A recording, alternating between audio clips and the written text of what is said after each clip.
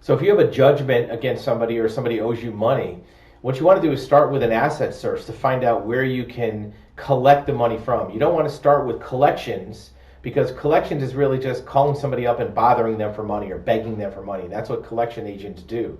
They don't know if the person has any money. They're not trying to get it involuntarily. They're begging the person to give it to them on their own, right? And if somebody owes you money, they already prove that they're not going to give you the money voluntarily. Begging them is probably not going to work. That's why collection is a very low return on investment. But if you do asset recovery, you search for assets, you take your judgment, and you apply it to that asset to collect the money. And there's a legal process to do that.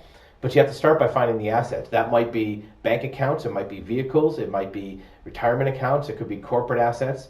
Everybody has assets, doesn't matter who they are, right? Even a guy pushing a cart down the street has some assets, right? So if you have a judgment against a person, most people have more assets than a homeless person. Find out where they are, find out what the assets are available to collect, and then garnish them. Don't ask the person to give them to you, just take them. The money belongs to you if you have a judgment. It just happens to be in their pocket for the time being. So do a good asset search. The good news is you can do an asset search yourself.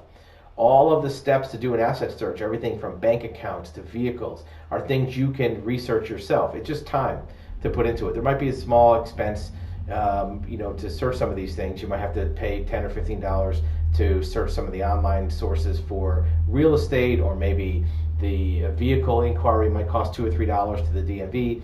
But it's time to fill out the forms, time to get all the information correct, and even bank account searches, you can apply for that yourself. Just make sure that you're doing it all legally and properly and through the correct channel. You're not trying to do any kind of online push a button and get answers. It's not a Google search. It's a labor-intensive research project. But if you want to take the time to do it yourself, instead of spending $1,000 or $2,000 or $3,000 for an investigator to do an asset search, you can do it yourself. Maybe spend a couple $100 on fees and a few hours of your time and have the same results that an investigator would have, and not have more money out of pocket than you already have with that judgment.